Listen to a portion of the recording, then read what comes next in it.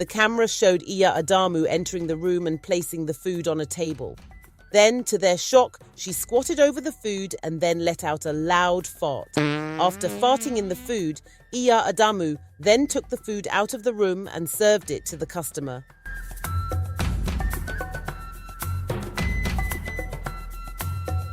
In a small village, there was a woman named Iya Adamu. She sold food and was known for making the best meals in the village.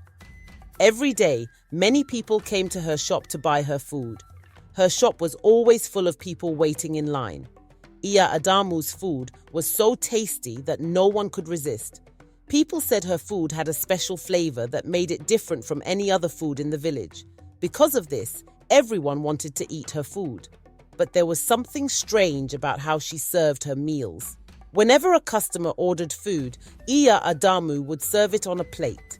She would then take the food inside a small room at the back of her shop. She would tell the customer to wait while she went inside. This was very unusual. Most people thought it was strange. They wondered why she needed to take the food into the room. Was she adding extra spices or something else? Nobody knew. Iya Adamu did this every day, no matter how many people were waiting. She would always take the food inside, and it made some customers curious. But since her food was so delicious, no one complained. They just waited patiently. One day, a young woman named Bisi started to think about this. She was very curious and wanted to know why Iya Adamu took the food into the room. She wondered if there was a secret behind the tasty food. Bisi decided to find out what Iya Adamu was doing in that small room. She thought, there must be a reason why she always takes the food inside. And so, Bisi's curiosity began to grow. She wanted to discover the truth about Iya Adamu's strange habit. One day, Bisi decided to talk to her friend Amina about it. Amina was also a big fan of Iya Adamu's food. Bisi found Amina at her house and asked her, Amina, don't you think it's strange that Iya Adamu always takes the food into the room before giving it to us? Amina looked puzzled. It is strange, she said, but I don't really care. Her food is so good that I just want to eat it. I'm not worried about what she does inside the room. Bisi was not satisfied with Amina's answer. She really wanted to find out the truth. Don't you think we should try to find out what's happening? Bisi asked. Amina wasn't sure. I don't know, she replied. It sounds like a lot of trouble. But Bisi was determined. She kept insisting, we need to know what's going on. It could be important. Finally, Amina agreed to help Bisi. All right, she said. If you really want to find out, then I will help you. Bisi felt excited. She knew that finding out the truth would not be easy, but she was ready to take the next step. The two friends began to make a plan. They decided they would need more information to figure out the mystery. They thought about asking someone who worked for Iya Adamu. Maybe the workers knew something about what happened inside the room. Bisi and Amina waited for the next day when they would visit Iya Adamu's shop. They hoped to get answers and uncover the secret behind the strange habit. The next day, Bisi and Amina went to Iya Adamu's shop. When they arrived, Iya Adamu was busy serving food to the customers. Bisi and Amina waited for a moment when they could speak to one of the workers alone. They finally had the chance to talk to a young woman who worked for Iya Adamu. Bisi took a deep breath and asked, Excuse me, do you know why Iya Adamu always takes the food into that small room before giving it to us?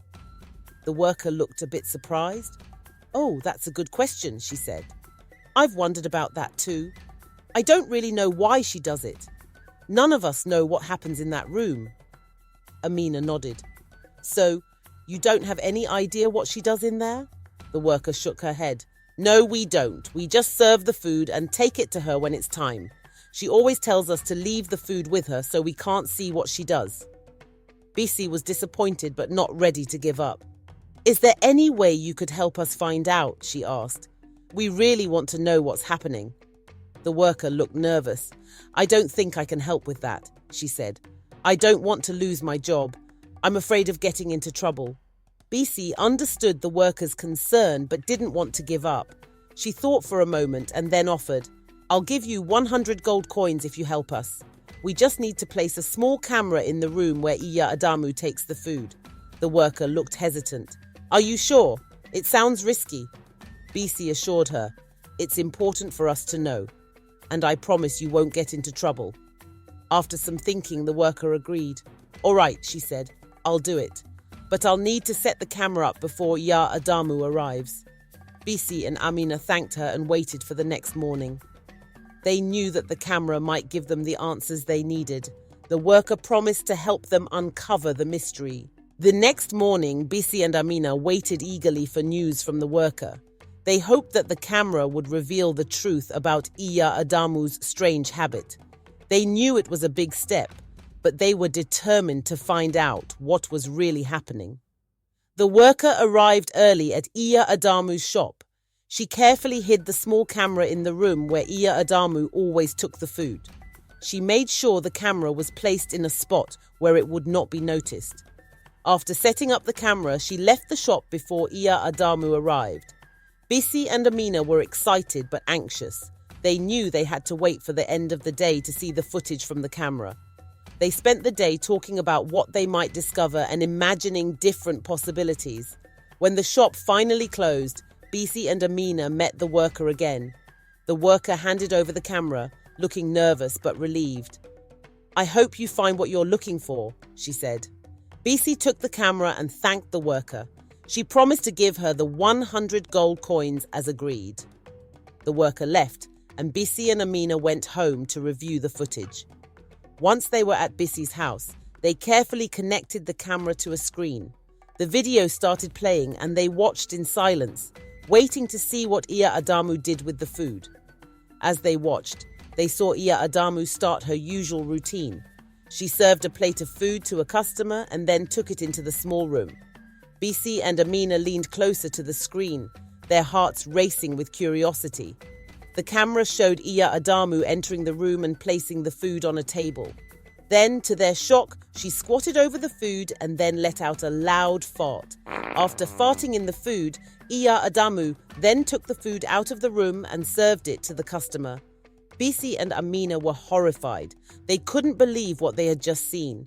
Bisi's face turned pale and Amina started to feel sick. They realized that they had been eating Iya Adamu's farts all this time. Bisi and Amina were still in shock after watching the video. Bisi's hands were shaking as she rewound the footage to make sure she wasn't seeing things. The video clearly showed Iya Adamu farting on the food before serving it to the customers. Bisi's mind raced. Can you believe this? She asked Amina, her voice trembling. We've been eating Iya Adamu's farts. Amina's face turned white as she watched the footage again. This is disgusting, she exclaimed. I can't believe it. All this time we thought her food was special because of some secret ingredient, but it's really just this. Amina felt like she wants to vomit. She had been a regular customer, enjoying Iya Adamu's food every day. The thought of it now made her stomach churn.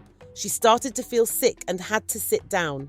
Bisi knew they had to act quickly. We need to show this to someone, she said. We can't let this go on. People need to know what's really in their food. Amina nodded weakly. Yes, you're right. We have to do something. But what if people don't believe us? Or what if they get angry? Bisi was determined. We'll show the video to the police. They'll investigate and take action. This isn't something we can just ignore. Amina agreed. She knew Bisi was right, even if it was a difficult decision. They both knew that they had to bring the truth to light, no matter how shocking it was. Bisi and Amina prepared to go to the police station. They took the video with them, hoping that the evidence would be enough to convince the authorities. They were anxious about how the police would react, but they knew they had to take this step.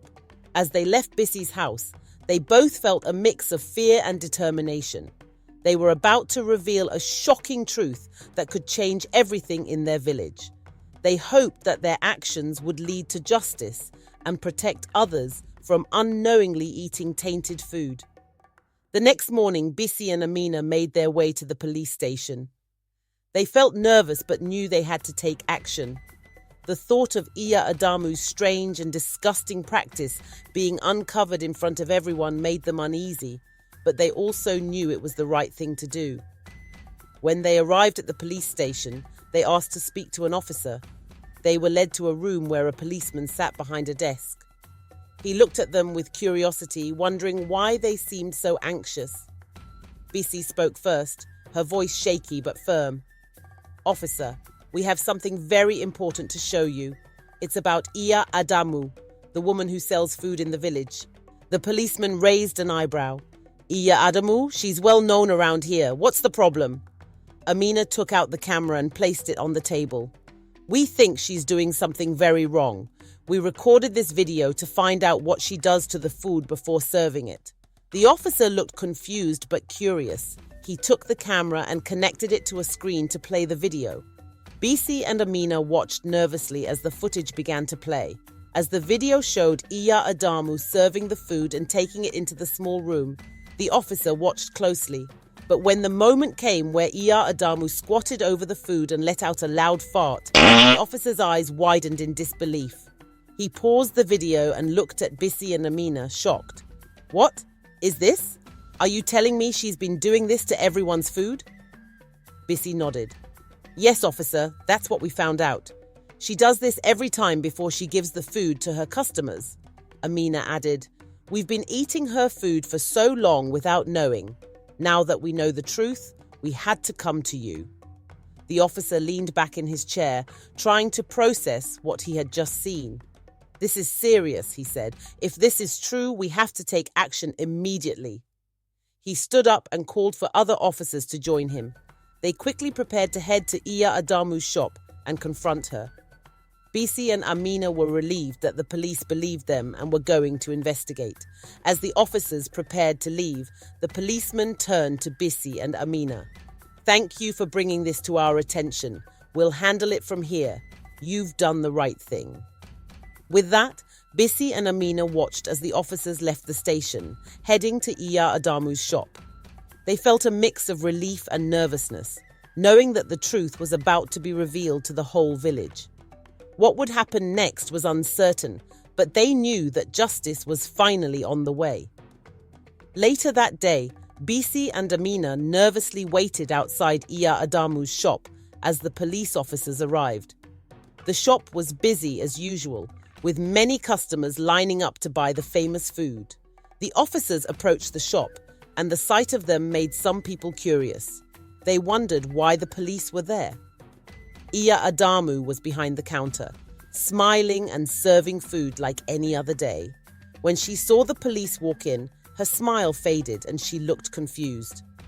"What's going on?" she asked. One of the officers stepped forward, holding the camera. "Iya Adamu, we need to talk to you," he said. "There's something we need to show your customers." The crowd of people inside the shop looked puzzled. Some whispered to each other, wondering what was happening. The officer didn't waste time and quickly connected the camera to a screen in the shop. "Everyone, please watch this video," he announced. As the video started playing, the customers' attention turned to the screen. At first, they saw Iya Adamu doing her usual routine, serving food and taking it into the small room. Everything looked normal until the moment where Iya Adamu squatted over the food and farted. Gasps filled the shop. Customers stared in shock and disgust. Some people couldn't believe their eyes, while others covered their mouths in horror.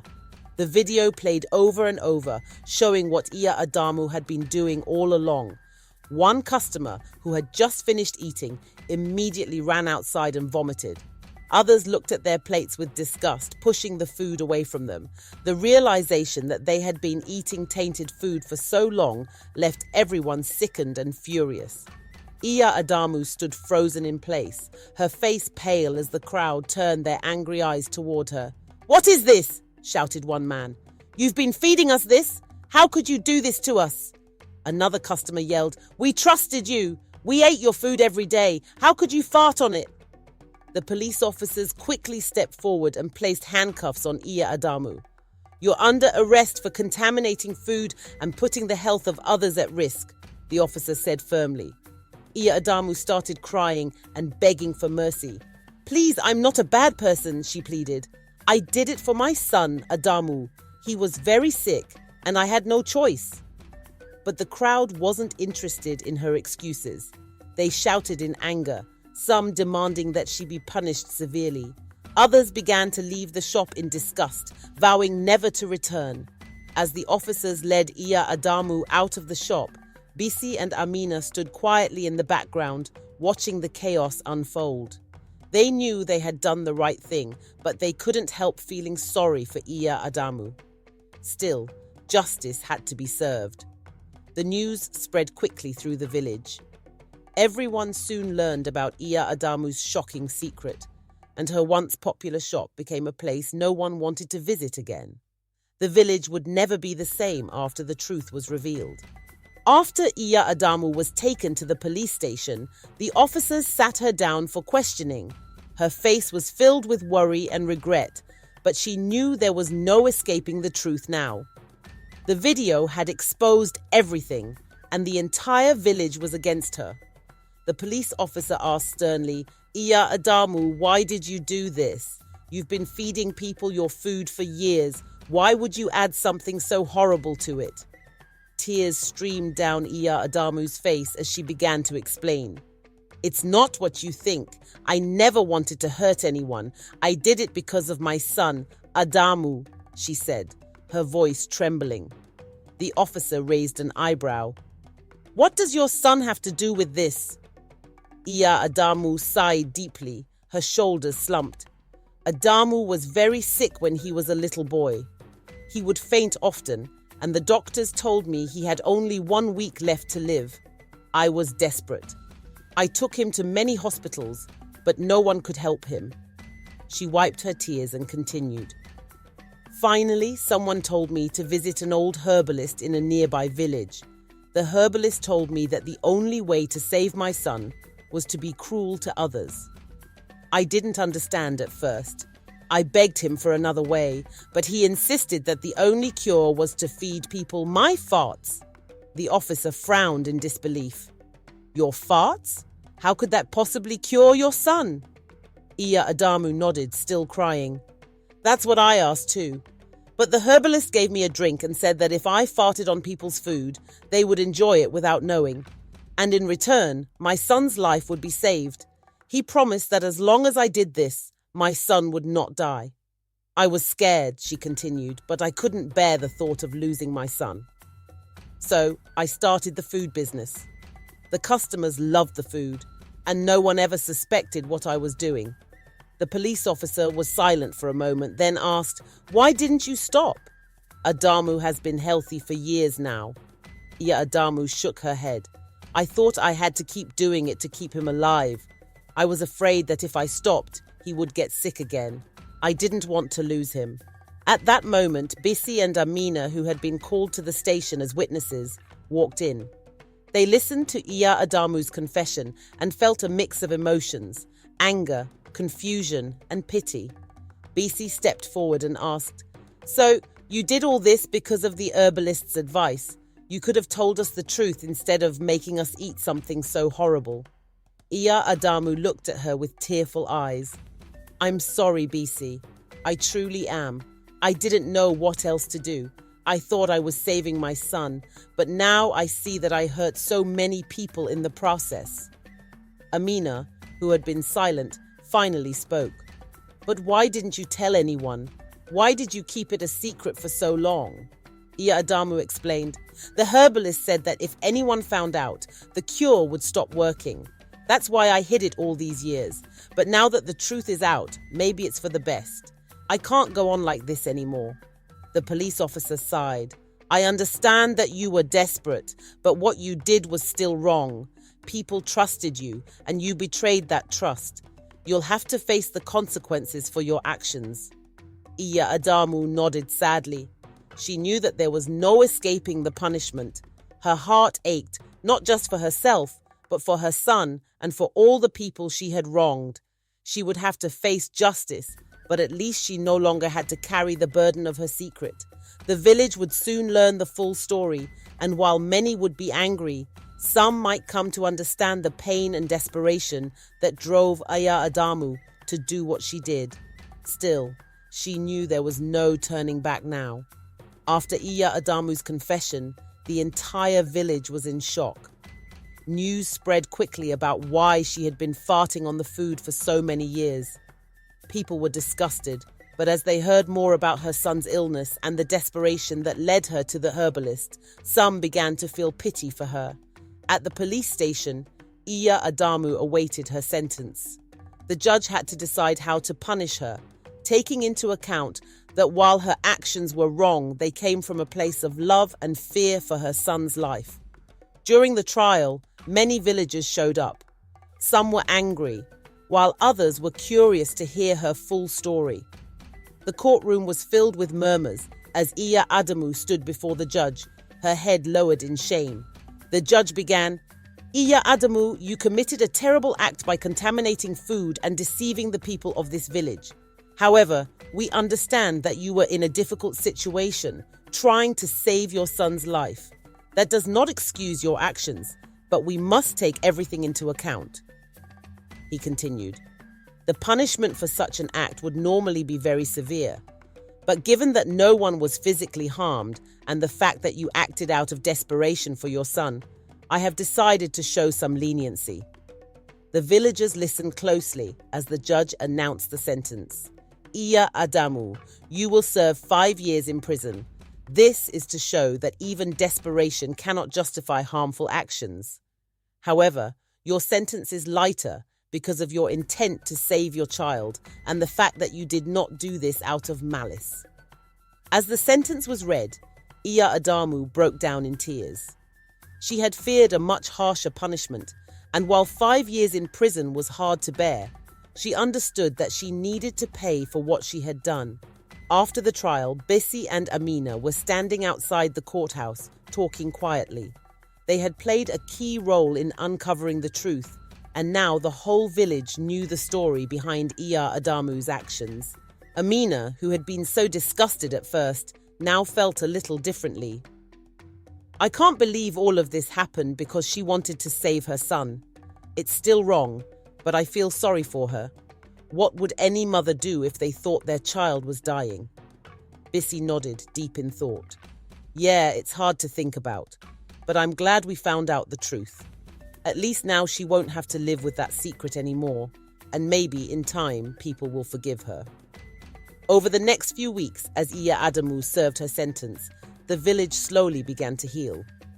Her son Adamu was now free of the sickness, and as time passed, people realized that the cure had actually worked only because Iya Adamu had been caught. The herbalist's curse had been lifted, and Iya Adamu's strange and painful journey had come to an end. After her release from prison 5 years later, Iya Adamu returned to the village. Her shop had long been closed and she had lost everything. But instead of anger, she was met with something surprising: understanding. The people of the village, after many years, had softened their hearts. They remembered that Iya Adamu's actions were out of a mother's love, not out of cruelty. Some even came to her and said they forgave her. Bisi and Amina, who had once been disgusted and horrified, were among the first to welcome her back. Iya Adamu, humbled and grateful, apologized to everyone once more. She promised to never harm anyone again and hoped that the village could find it in their hearts to let go of the past. The village, although forever changed by the strange events, forgave her over time. Iya Adamu lived quietly after that, helping her son Adamu, who had grown into a strong young man. She never returned to selling food, but she found peace knowing that the sickness had left her son forever. The story of Iya Adamu became a tale passed down through the village, a story of desperation, forgiveness, and the lengths a mother would go to for her child. Besties, please like the video so it can be suggested to more people, and also leave your thought in the comment section. Don't forget to subscribe to my channel so you would be the first to get notified once I dropped another amazing video. Thank you.